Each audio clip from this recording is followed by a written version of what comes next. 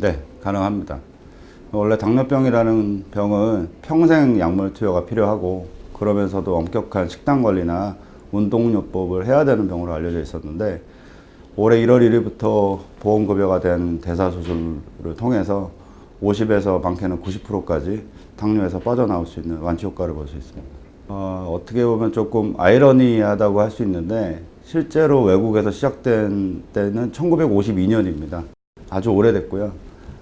지금 미국이나 캐나다, 프랑스 같은 서구 사회에서는 연간 15,000명에서 4만 명까지 수술을 받고 있고, 미국의 어떤 주에서는 맹장 수술하고 비슷한 유병들로 수술이 진행되고 있다고 보고된 적도 있고요.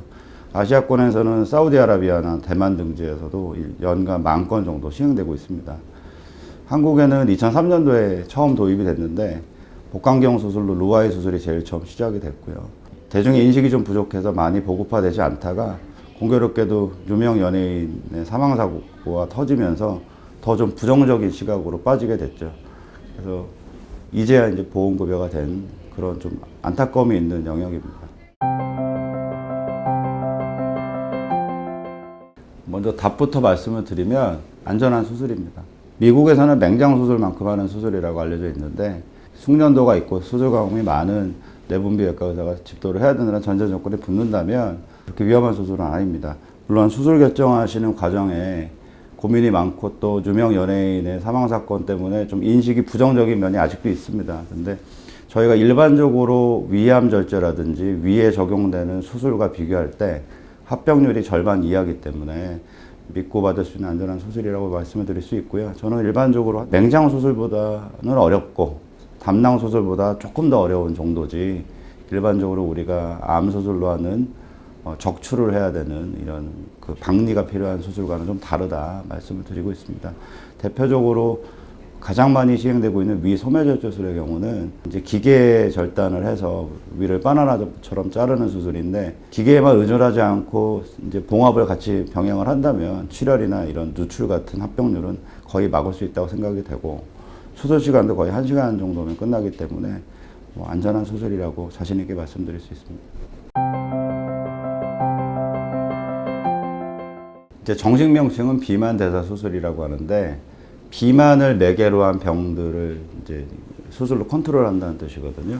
대표적으로 당뇨, 고혈압 등이 있는데 원리는 간단합니다. 그러니까 적게 먹을 수밖에 없는 환경을 만들거나 먹어도 흡수가 안 되는 환경을 만들거나 아니면 이 두 가지를 병행하는 환경을 만들거나 이렇게 구분할 수가 있는데 일단 내장 지방을 줄여야지만 비만은 개선이 되거든요. 당연히 섭취를 줄이고 흡수를 줄이면 내장 지방이 빠지게 됩니다. 그래서 비만에 대한 원리는 어떻게 보면 좀 간단한데 당뇨에는 조금 다른 이론을 알고 계셔야 돼요.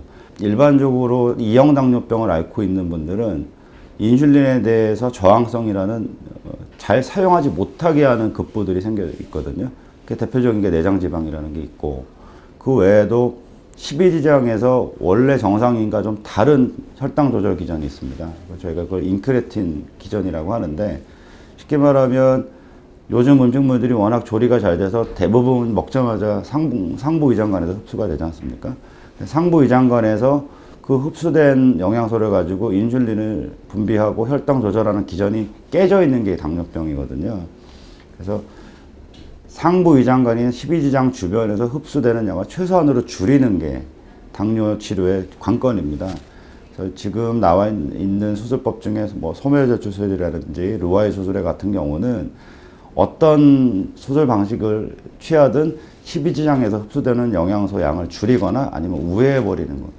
혈당 조절을 더 잘 되게끔 정상화시키는 기전이거든요. 그래서 일단은 두 가지로 압축을 시키면 내장 지방을 줄이는 것. 그다음에 두 번째는 십이지장에서의 흡수를 최대한 억제시키는 거죠. 두 가지가 기전이라고 말씀드릴 수 있습니다. 올해 1월 1일부터 이제 국민보험급여 적용이 되기 시작했는데 기준은 BMI라고 하는 체질량 지수로 합니다. 몸무게와 키를 환산을 해서 몸에 있는 비만 지수를 표시하는 건데 제가 BMI 30이거든요. BMI 27.5부터는 당뇨 환자의 경우에는 치료가 되고 비만만 있는 경우에는 BMI 30부터 치료 대상이 됩니다. 단 순수 비만인데 아직 합병증이 안 왔다. 그러면 35부터 수술이 국민보험이 되고요. 합병증, 뭐 대표적으로 당뇨, 고혈압, 수면무호흡, 천식, 관절염, 통풍, 지방간 이런 것들이 있을 때는 내과적인 치료에도 반응이 없다는 이제 환자의 히스토리가 있을 때 보험 급여가 됩니다. 당뇨의 경우에서는 27.5부터 30 사이에는 전액 보험은 안 되고요. 20%만 이제 보험 인정이 되는 선별급여라 그래서 영역을 넓게 해줬는데, 이유는 미국 기준으로 했을 때 이제 BMI 30부터, 근데 아시아 태평양 지역은 BMI 27.5 이상에서의 당뇨 환자한테 수술적 치료가 탁월하다고 되어 있기 때문에 그거를 준용한 보험 기준이 생긴 겁니다. 당뇨 대사 수술의 예후가 좋다는 논문은 정말 너무너무 많습니다. 근데 이 예후에 대한 얘기를 좀 압축을 해보면, 일단 의료비에 대한 경제성에 대한 얘기하고 기대 수명에 대한 얘기가 있습니다. 즉 삶의 질이 좋아진다는 논문이 많이 나와 있는데, 대표적으로 당뇨 대사 수술을 받고 나서 또는 받지 않은 사람들의 의료비가 향후 10년, 20년, 30년 뒤에 어떤 차이가 나는지 놓고 보면, 결국에 합병증이 생기는 비수술군과 수술 비용이 처음에 좀 들지만 나중에 합병증이 없어서 일반적인 투약 또는 약을 끊고 사는 사람들의 의료 경제비는 굉장히 차이가 많이 납니다. 몇 배가 난다는 데이터는 아직 추적 중이지만 5년이 넘으면 7년째부터는 의료비가 현격히 차이가 나기 시작합니다. 수술받은 분이 더 의료비 나갈 일이 없기 때문에 일단 경제성의 효과가 있고요. 그 다음에 합병증이 없기 때문에 합병증 치료는 더더욱 필요가 없겠죠. 그러니까 삶의 질이 일단 좋아져서 기대 수명이 길어진다는 건 너무너무 많은 논문으로 보고가 되고 있습니다. 근데 중요한 거는 모든 사람들이 똑같은 예후를 갖느냐, 그건 아닙니다. 그래서 예후를 결정하는 인자가 저희가 A, B, C, D라고 하는데, A는 나이를 뜻합니다. 에이지고, B는 BMI라고 하는 체질량 지수를 뜻하고, C는 췌장 수치라는 C펩타이드, D는 이제 당뇨의 기간, 듀레이션을 뜻하는데, 요 조건이 맞는 사람들이 예후가 좋습니다. 어떤 뜻이냐면, 젊은 연령일수록 예후가 좋고요. 그 다음에 뚱뚱할수록 예후가 좋습니다. 뚱뚱하지 않은 당뇨는 당뇨를 만드는 또는 당뇨를 악화시키는 다른 변수가 있다는 얘기거든요.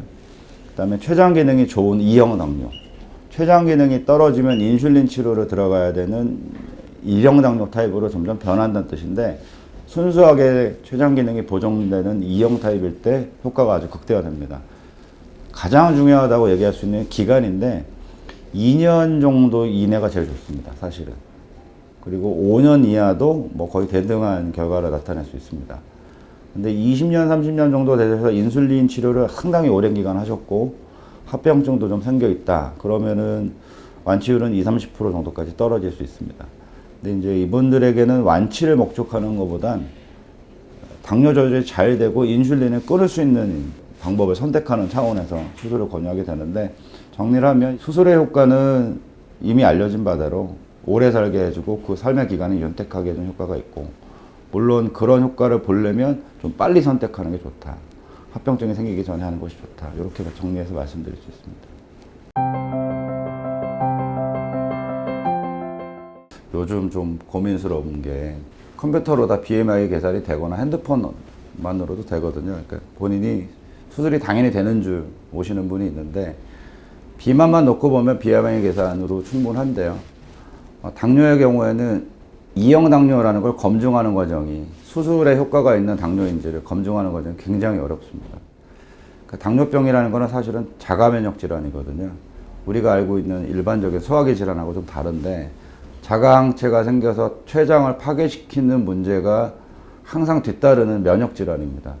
근데 2형 당뇨의 경우에는 내장 지방 때문에 인슐린 저항성이 생겨서 그 부분만 생각을 하시는데, 2형 당뇨인데도 자가항체가 있는 분이 있으세요. 2형 당뇨인데 1형처럼 가는 분이 있습니다.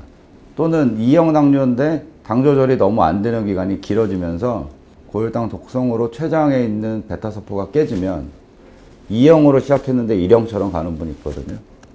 그래서 요즘은 1.5형 당뇨라는 말도 한 10년 전에 만들어질 정도로 중간 타입이 있습니다. 근데 병원에 와서 단순히 혈당 제거, 당화혈색소만 놓고 보면, 그리고 이분의 체구를 보면 2형 당뇨거든요.